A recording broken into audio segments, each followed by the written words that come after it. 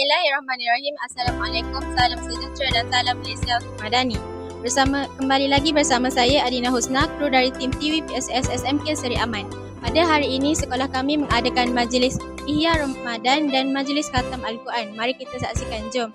Allahu Akbar, Allahu Akbar, Allahu Akbar.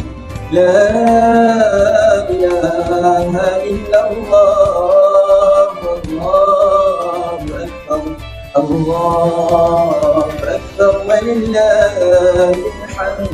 Allahu Akbar, Allahu Akbar, Allahu Akbar.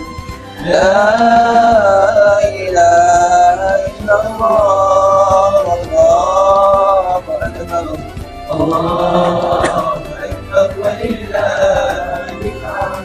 Allahu Akbar, Allahu Akbar, Allahu Akbar. Allahu Akbar kabira, walhamdulillahi kathira, wa subhanallahi bukratan wa asila.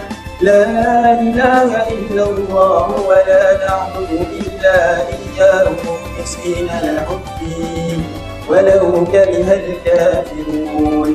La ilaha illallah wahdahu sadaqa wa'dah wa nasara 'abdah wa a'azza jundahu wa hadama al-ahzaba wahdahu. La ilaha illallah, Allahu Akbar, Allahu Akbar, walillahil hamd.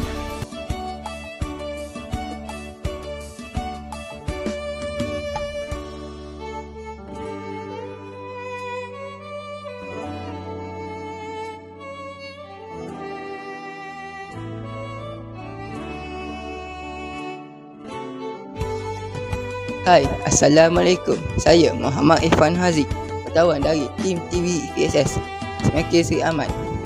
Kini bersama Ustaz Abdullah.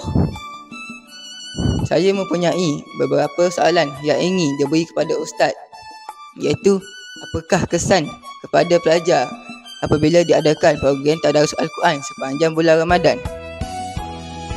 Baik, kita lihat apa kepentingan manfaat kepada para pelajar. Yang pertama, dengan kita menghayati tadarus tadi, boleh menambahkan rasa cinta para pelajar kepada Al-Quran. Kita lihat di akhir-akhir ini berapa ramai di kalangan pelajar yang tak boleh membaca Al-Quran, ambil acuh tak acuh dengan Al-Quran. Mudah-mudahan program yang kita laksanakan ini boleh menimbulkan sedikit kesedaran kepada semua pelajar yang ingin berubah ke arah yang lebih baik, yang ingin menjadikan Al-Quran tadi sebagai perlembagaan hidupnya. Yang kedua, pesan yang kedua kepada pelajar ialah Al-Quran tadi dapat mengobati hati atau jiwa yang kosong, kerana Al-Quran itu sendiri sifatnya syifa'un, artinya penawar.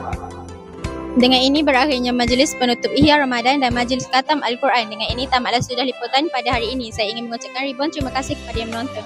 Assalamualaikum dan bye.